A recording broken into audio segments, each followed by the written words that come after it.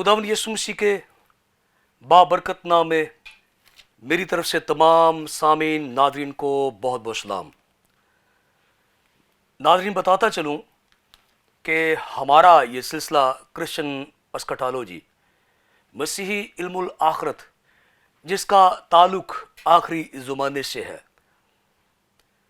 किताब मुक़द्दस के अंदर बहुत सारे अबवाब, आयात और कुछ कुतुब भी मौजूद है जो आखिरी ज़माने के ताल्लुक़ से बड़े वाज़े और ख़ूबसूरत अंदाज में हमें बताती हैं। लेकिन फ़िल वक्त हमने मुकाशफ़ा की किताब को मुंतखब किया है ताकि हम आखिरी ज़माने के ताल्लुक़ से जान सकें।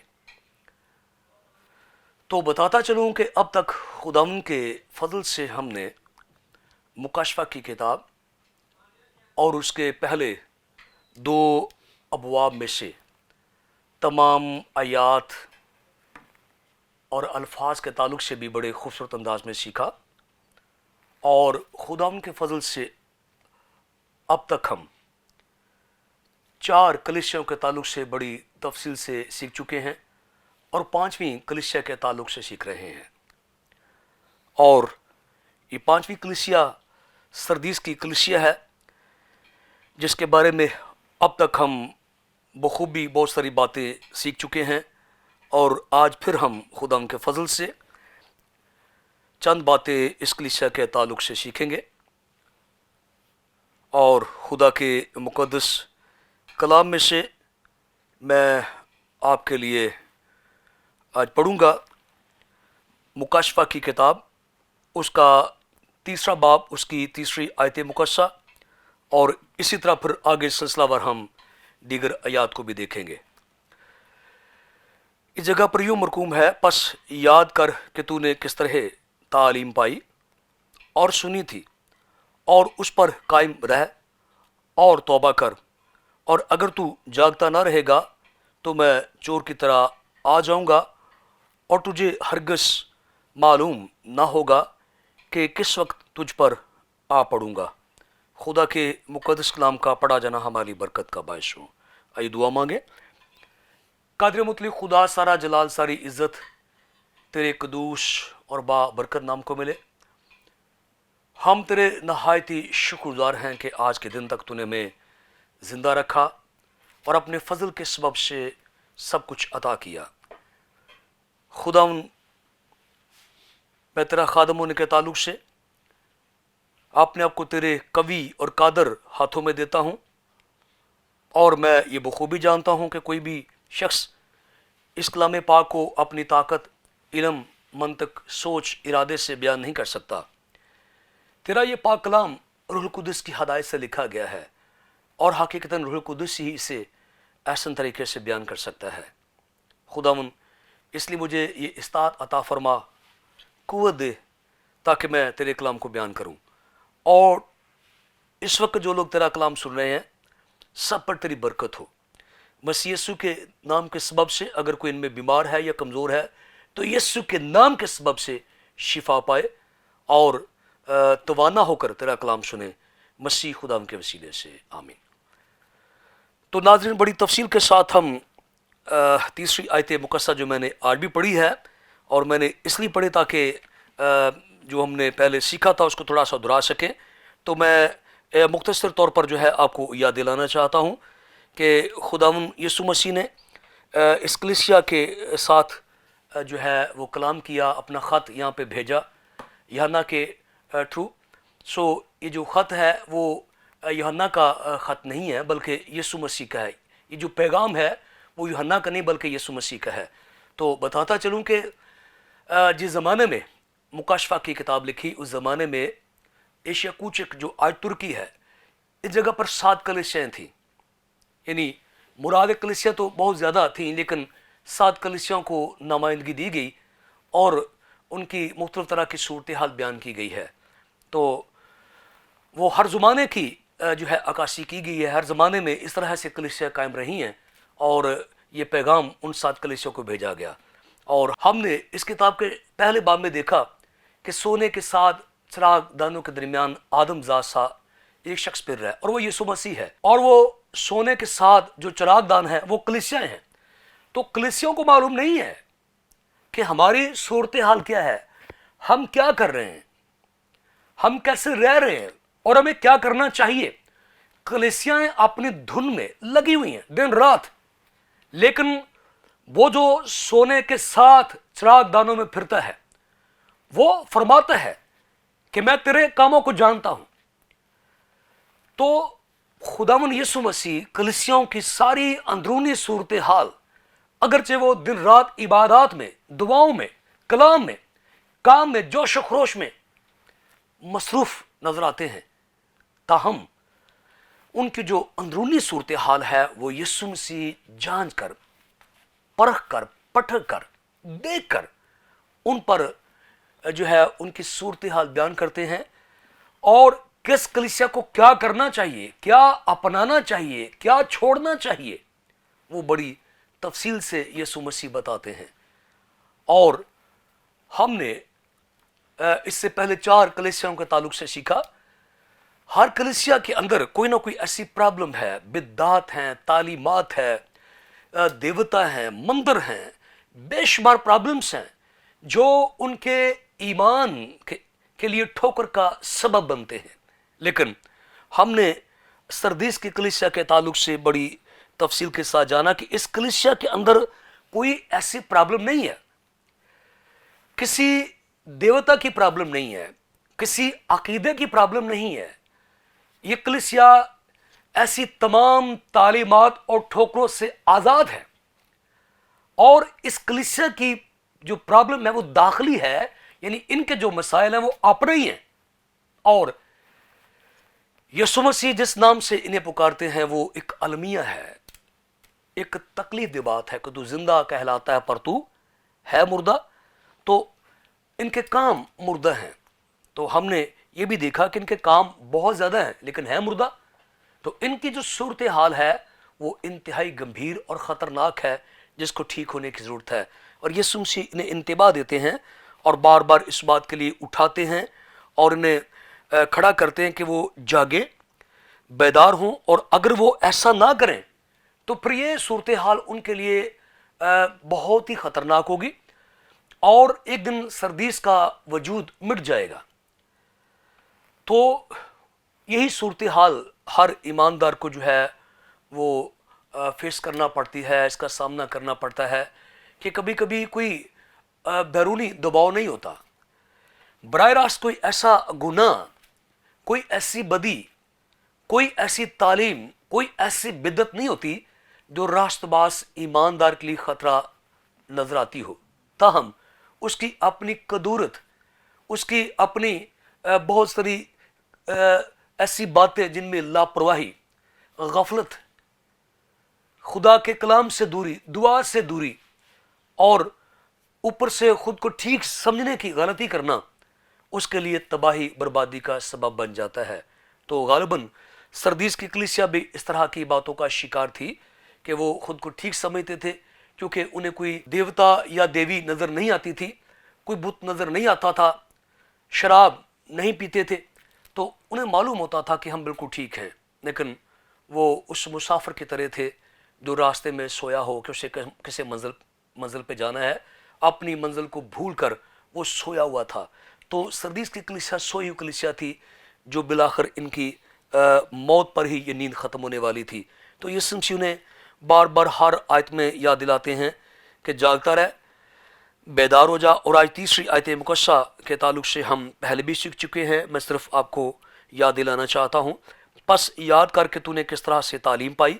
تو بلیور کو، راست باز کو ہمیشہ یاد رکھنا ہے کہ اس نے کس طرح سے تعلیم پائی، اور میں نے آپ کو بتایا تھا کہ وہ لوگ جو اپنی تعلیم کو بھول جاتے ہیں وہ ایک روز آسانی مر جاتے ہیں، ختم ہو جاتے ہیں۔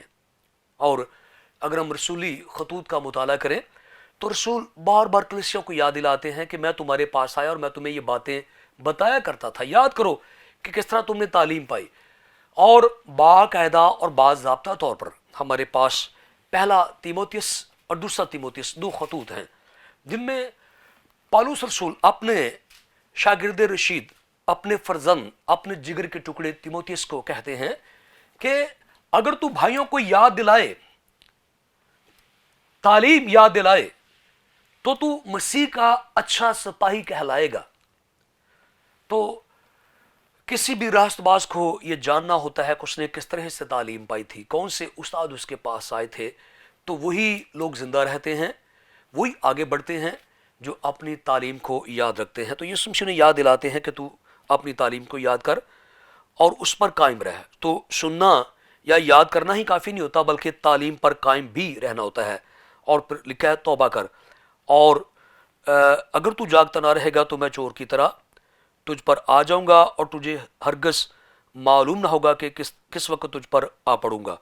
تو یہاں پر توبہ کرنے کی جو ہے وہ تلقین کی گئی ہے۔ یسوع مسیح نے انہیں کہا کہ توبہ کریں۔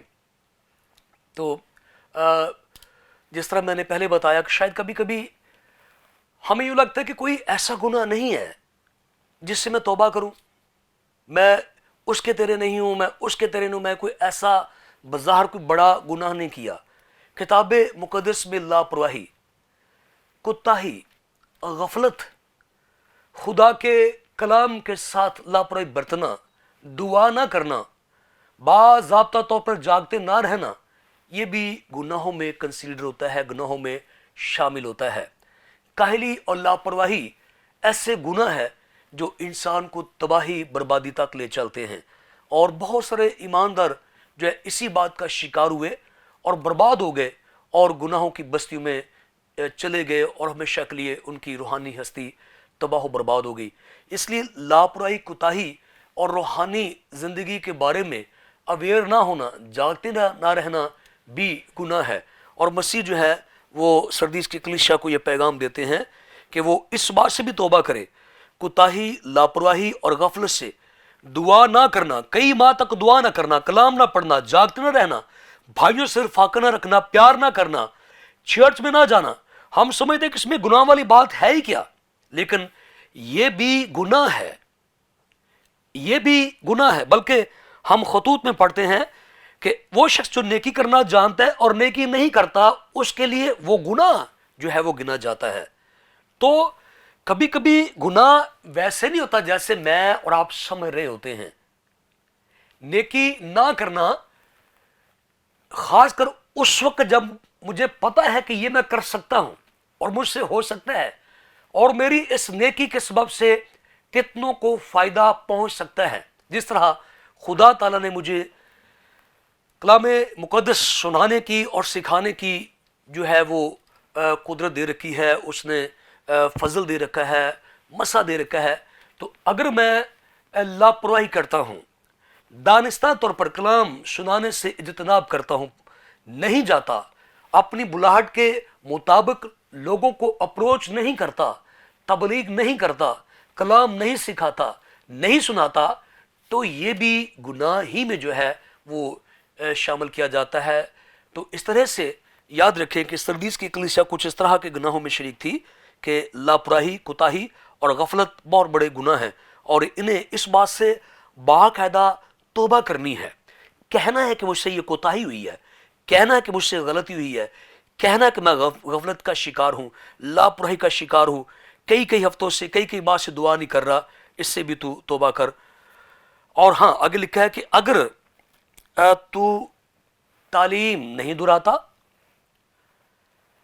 اور قائم نہیں رہتا اور جاگتا نہیں رہتا اور توبہ نہیں کرتا، تو پھر میں تجھ پر آ پڑوں گا اور تجھے ہرگز معلوم نہ ہوگا کہ کس وقت تجھ پر آ پڑوں گا۔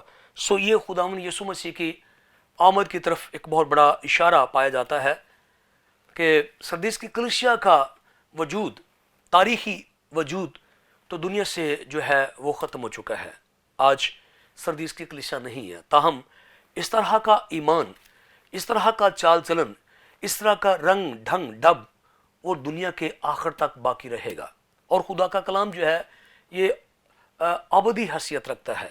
خدا کا کلام جو ہے وہ مٹ نہیں جاتا بلکہ ہمیشہ قائم رہتا ہے، اور جہاں کہیں بھی سردیس کی کلیسیا کا رنگ ڈھنگ پایا جائے گا، اس طرح کے لوگ ہوں گے، اس طرح کا چال چلن ہوگا، خدا ان کا کلام ان کے لیے ہمیشہ ہوتا رہے گا۔ اور یاد رکھیں کہ وہ لوگ بھی سردیس کی کلیسیا ہی میں جو ہے वो शरीक व शामिल समझे जाएंगे जिनका रहना सहना सरदीस की कलीसिया की तरह का होगा। और यीशु मसीह उन्हें अवेयर कर रहे हैं कि वो जागते रहें। और यहाँ पे आप पढ़ूं से मुराद यीशु मसीह की आमद है और ख़ुसूसन यीशु मसीह की पोशीदा आमद की तरफ इशारा किया गया है। खुदावन के खुदाम और मसीही उलमा यीशु मसीह की आमद पर हम सभी मुतफ़िका तौर पर ईमान रखते हैं। हमें से किसी किस्म की जो है वो किसी को भी कोई ना तो कोई इससे किसी किस्म का इनकार है और ना कर सकता है। लेकिन मसीह की आमद के ताल्लुक से उलमा के कुछ ख्यालात हैं। कुछ का ख्याल है कि यीशु मसीह की आमद जो है वो एक वक्त में पोशीदा होगी और फिर ज़ाहरन होगी। तो मैं यहाँ पर जो है इस बहस मुबासे में नहीं पढ़ने वाला। मैं बताना चाहता हूँ कि यहाँ पे जो आप पढ़ूंगा लफ्ज़ है ये गालबन यीशु मसीह की पोशीदा आमद की तरफ इशारा है, जिससे नए अहनामा में यीशु मसीह ने बार बार चोर की तरह आने का जो है तज़किरा किया है। और रसूली खतूत में इसे लिखा है कि देखो वो आएगा और कलीसिया उसके साथ बादों पे उठाई जाएगी और गायब हो जाएगी। हम सब तो नहीं सोएंगे मगर बदल जाएंगे। तो इस तरह के बहुत सारे जो है इशारे पाए जाते हैं जो मसीह की पोशीदा आमद की तरफ इशारा है। सो इस जगह भी जो आप पढ़ने का लफ्ज़ है वो यीशु की पोशीदा आमद है कि जिस वक्त तुम्हें मालूम नहीं होगा, सो रहे होगे, लापरवाही और कोताही से जिंदगी बसर कर रहे होगे, तो यीशु मसीह कहता मैं अचानक आ जाऊंगा। लूका की अंजील उसके 21वें बाब के अंदर हमें मिलता है कि खुदाम यीशु मसीह आखिरी ज़माने में कलीसिया को अवेयरनेस देते हैं, उन्हें मतले करते हैं और कहते हैं कि खबरदार तुम्हारे दिल इस जिंदगी की फिक्रों से सुस्त ना हो जाए और तुम नशेबाजी और खुमार का शिकार ना हो जाओ, क्योंकि वो दिन फंदे की तरह तुम पर आ पड़ेगा। तो वहां पर वो दिन फंदे की तरह जो आ पड़ने का ताल्लुक है वो यीशु मसीह की पोशीदा आमद से है। और उन लोगों की तरफ इशारा किया गया है जो दानिस्ता तौर पर जानबूझकर सच्चाइयों को और हकाइक को मसल देते हैं, रौंद देते हैं, लापरवाही करते हैं, उन पर वो आ पड़ता है। और अनाजील के अंदर हमें बार बार ऐसी तमसीलें मिलती हैं जहां पर यीशु मसीह ने ऐसे तबके का तज़किरा किया जो दानिस्ता तौर पर जानबूझकर हकाइक को मसल करते हैं, हकाइक को नजरअंदाज कर देते हैं, सच्चाइयों को रौंद देते हैं। मत्ती की अंजील के 24वें बाब में 25वें बाब में तसलसल के साथ हमें ऐसी बहुत सारी कहानियां तमसीलें मिलती हैं। खुदाम यीशु मसीह कहते हैं कि एक मालिक जो है वो उसने एक मुलाजिम को बुलाया और उसके ज़िम्मे उसने बड़ा काम दिया कि दीगर मुलाजमों का ख्याल रखे, उसे खर्चा वगैरह दिया गया। तो यीशु मसीह ने उस एक ही किरदार को दो हिस्सों में तकसीम किया, दो तरह से बयान किया। उसने कहा कि कितना अच्छा होगा कि जो मालिक वापस आए और उस मुलाजिम को अपने ओहदे पे जागता और काम करता पाए। ऐसे वक्त में मालिक क्या कहेगा, शाबाश ऐ अच्छे नौकर, तू जागता रहा और मुलाजमों के साथ अच्छा बर्ताव किया, इसके इजाने में मैं तुझे बहुत सारे इनामात और इज्जत दूंगा और वो मकाम बख्शूंगा जो सबसे आला है। फिर यीशु मसीह ने इसी किरदार को मनफी अंदाज में बयान किया कि ऐसे वक्त में मालिक आए और वो बददयानत नौकर हो जाए और अपने दिल में ये कहे कि अब मालिक वापस नहीं आएगा, मुलाजमों के साथ बदसलूकी करे, रुपए पैसे का नाजायज इस्तेमाल करे, काम रुका रहे, तो क्या मालिक ऐसे नौकर के गले में माला पहनाएगा, उसके सर पे ताज रखेगा, इज्जत का सेहरा पहनाएगा? नहीं। कलामे मुकद्दस में लिखा है, यीशु मसीह कहते हैं कि उसे पकड़ा जाएगा और वहां फेंका जाएगा जहां आंखों का रोना और दांतों का पीसना है। तो उसका दूसरे हिस्से में उस नौकर का जो मनफी रुख बयान किया गया है उसमें यह बताया गया कि वो अपने दिल में ये सोचकर सो जाता है। रूहानी, असल में इसका मौजू रूहानी जिंदगी की तरफ इशारा किया गया है कि रूहानी एतबार से एक बिलीवर, एक रास्तबाज اپنے دل میں یہ تہیہ کر لیتا ہے کہ اب کچھ ہونے والا نہیں ہے، کچھ بھی تو نہیں ہوگا، اور یسوع مسیح کہتا ہے کہ ایسے وقت میں آ پڑوں گا جیسے مالک آ جاتا ہے۔ اور ہم پھر وہ توڑوں کی مثال میں دیکھتے ہیں کہ ایک کو 5، ایک کو 2 اور ایک کو 1 دیا گیا۔ ہم 5 کے بارے میں جانتے اس نے 10 بنائے، 2 والے نے 4 بنائے، پھر ان کو دگنا دیا گیا۔ لیکن جو تیسرا ہے وہ اپنا توڑا چھپا دیتا ہے، اور جب مالک واپس آتا ہے اور سب سے حساب لیتا ہے تو جو تیسرا شخص ہوتا ہے وہ جو ہے اپنے توڑے کے تعلق سے کوئی خاطر خواہ جواز پیش نہیں کر پاتا۔ اس کے بارے میں لکھا ہے اسے وہاں پھینک دو جہاں آنکھوں کا رونا دانتوں کا۔ تو وہاں بھی یہی خیال جو ہے وہی متحرک ہے، یہی تحریک اس کے دل کے اندر ہے کہ اب مالک نے آنا ہی نہیں ہے، جو مرضی کرتے پھرو۔ لیکن مالک واپس آتا ہے، اور سب سے مشہور اور معروف وہ تمثیل جو یسوع مسیح نے 10 کنواریوں کے تعلق سے بتائی، بچہ بچہ اس تمثیل کو جانتا ہے۔ صدیوں سے ایمانداروں کے لیے یہ تمثیل جو ہے وہ ہمیشہ سے ایک راہ مشعل رہی ہے، اور 5 کنواریاں جو جشن میں شریک ہوئیں ہمارے لیے ایک بہت بڑا وہ مثبت کردار ہے، ایک لیڈنگ کریکٹر ہمارے لیے بہت بڑا۔ تو دوسری جو 5 جشن سے باہر رہ جاتی ہیں، جشن میں شریک نہیں ہو پاتی، ان سے ہم ہمیشہ سیکھتے ہیں، وہ بھی اسی بات کا شکار ہوتی ہیں، اور دلہا آ جاتا ہے گویا آپ پڑھتا ہے تو وہ بھی دفتر نہیں ہوتا ہے، اور ہمیں معلوم ہوتا ہے سوا شرمندگی کے، ندامت کے، ان 5 کنواریوں کو کچھ بھی حاصل نہیں ہوتا۔ سو یہاں پہ جب تعلیمات کو جان کر، پڑھ کر، سیکھ کر کلیسیاں لاپرواہی کرتی ہیں، کوتاہی سے کام لیتی ہیں، اور اگر یہ سلسلہ قائم رہا اور کوئی راست باز ایماندار یا کلیسیا اسی ڈگر پہ چلتی رہی ساری تعلیم پا کر، تو ایک نہ ایک روز وہ بادشاہوں کا بادشاہ، خداوندوں کا خدا ان کلیسیوں پر آ پڑے گا۔ لیکن مبارک ہیں وہ جو جاگتے اور بیدار ہیں، مبارک ہیں وہ لوگ جو اس نوکر کی طرح جس نے ذمہ داری کے ساتھ اپنا کردار نبھایا، اور وقت پر ملازموں کو ان کا سارے اخراجات ان کو دیے، ان کا خیال کیا، اور دل میں مالک کا خوف رکھا۔ مبارک ہے وہ لوگ جو ان 5 کنواریوں کی طرح جاگتے رہے اور دلہا کا انتظار کر رہے ہیں۔ مبارک ہیں وہ لوگ جن کو 5 توڑے ملے، 10 بنائے، اور جن کو 2 ملے 4 بنائے، اور خداوند یسوع مسیح ان کے سر پر عزت کا تاج پہنائیں گے۔ لیکن کوئی شخص اگر سردیس کی کلیسیا کی طرح لاپرواہی اور کوتاہی سے کام لے گا اور حقیقت کو نہیں مانے گا تو ایک دن اس کا وجود مٹ جائے گا۔ تو فی الحقیقت ہمیں ان باتوں سے سیکھنا اور جاننا چاہیے کہ جب ہمیں ایک بار تعلیم مل چکی ہے اور ہم نے جو سنا تھا اس پر ہمیں قائم رہنا ہے اور توبہ کرنا ہے، اور پھر ہمیں جاگتے رہنا ہے، کیونکہ خداوند کا دن جو ہے انجیل مقدس بتاتی ہے کہ چور کی طرح آ پڑے گا۔ سو سردیس کی کلیسیا کے لیے یہ خوبصورت جامع ایک پیغام ہے، ایک ایسا میسج ان کو دیا گیا یوحنا کے ذریعے سے کہ وہ جاگتے رہیں، بیدار رہیں، اور جو تعلیم سنی ہے، پائی ہے، اس پہ قائم رہیں۔ کہیں ایسا نہ ہو کہ وہ اس بادشاہوں کے بادشاہ، خداوندوں کے خدا کے قہر کا شکار ہو جائیں۔ سو آئیے ہم بھی جاگتے اور بیدار رہیں، تاکہ جب ہمارا خداوند آئے تو ہم ہوا میں اڑ کر اس کا استقبال کریں۔ خداوند آپ سب کو اس کلام کے سبب سے بڑی برکت دے، آمین۔